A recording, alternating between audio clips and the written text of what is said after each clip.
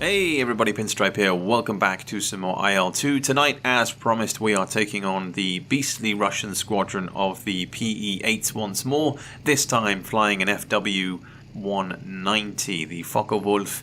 I think this one is the A1 variant, which was one of the earlier ones brought out in June of 1941, but the Pe-8 once more with their 8 areas of, I guess, defense, bringing in plenty of guns to try and take me down. But I've learnt from the past video, learnt from the last time that we came out with the IAR-80 of that Romanian fighter, but this time around we have a wee bit more firepower, as on the A1 we're holding, I think it's 2 fuselage-mounted 7.92mm machine guns, and then 2 wing root-mounted 7.9s as well. So we have the extra firepower to attempt to cut between all of these bombers, but the one thing that the 190 and of course the 109s were perfect at was just lingering above their target and zooming in out of the sun onto their desired bomber as quickly as possible. So you'll notice that I have learned since last time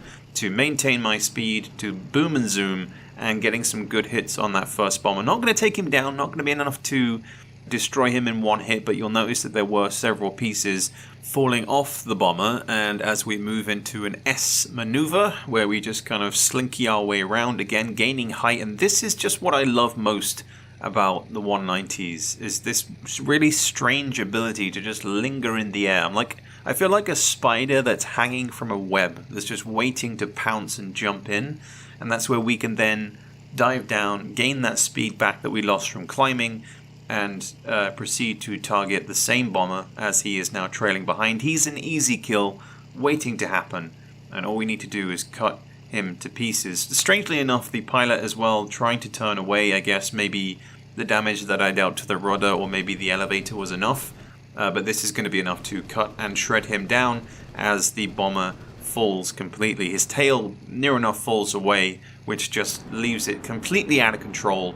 And there's just that kind of weird, morbid curiosity. I've touched on it before, but just being able to see these planes just fall down, especially when they're still in one piece like this, just observing the plane plummeting to its death is curious enough. I think all the pilots made it out anyway, but either way, that is the first kill confirmed as it smashes into the ground, and we move on to target number 2, who of course is going to be on the inside. They are of course in the triangle formation now, so it's going to be a case of getting shots off. But again, I am taking a fair amount of damage, a few hits coming in.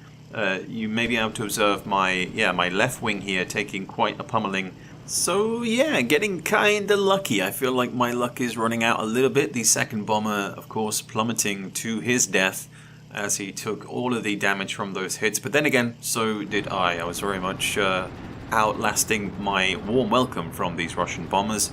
But that is 2 from 2. We have 2 targets down, 2 left of the squadron. So can we come away with the victory? That is the question. Of course, going into this third target, I am now even more wary of my distance, but bearing in mind that this guy on the left here is lagging slightly behind his flight lead, I am trying to get myself into position. I'm a little bit jumpy, I guess, and very wary of those guns coming my way, but being able to shred the wing of a bomber is always a good outlook on life. When you have that kind of firepower and you don't need to remain lingering behind them. I mean, if you remember me using that Romanian fighter, I was lingering behind these planes for so long, trying to get my shots on target and trying to deal that damage, but on this occasion, just separating the wing from the fuselage is enough, and the plane itself basically shakes all of its occupants out of it before then exploding into pieces. So that is 3 out of 4 onto the 4th and final Pe-8. I am at this point just trying to go for the long shot. I'm absolutely smashing this plane with all the bullets possible, and you'll get a better view of it in just a moment of all the damage that has been dealt onto this plane. I mean, look at this bullet-riddled mess.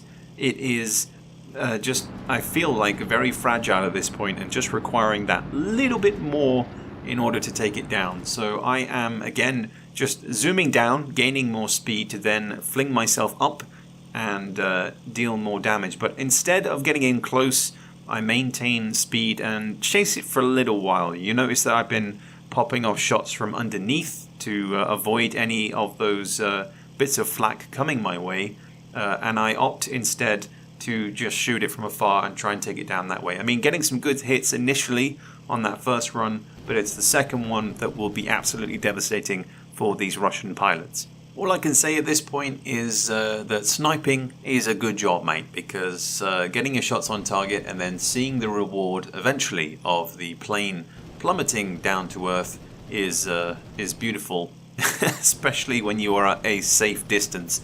But again, seeing it from the replay, you'll notice once more just all the damage that this plane takes with the pieces falling off initially, me then deciding to remain at a distance so that no more of those bullets can hit my own plane, because again, looking at the damage that was on me, it was wearing thin.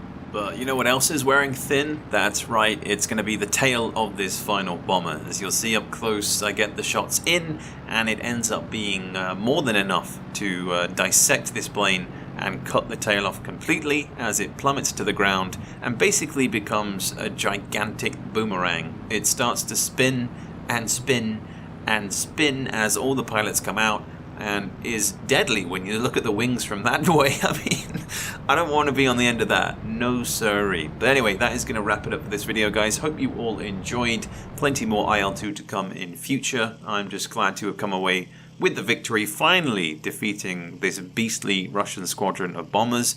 But I will be taking more of them on in future videos, preferably under more tricky circumstances. But let me know your thoughts on everything in the comments below. If there's a specific plane that you want to see me use or a specific scenario, then feel free to let me know in the comments.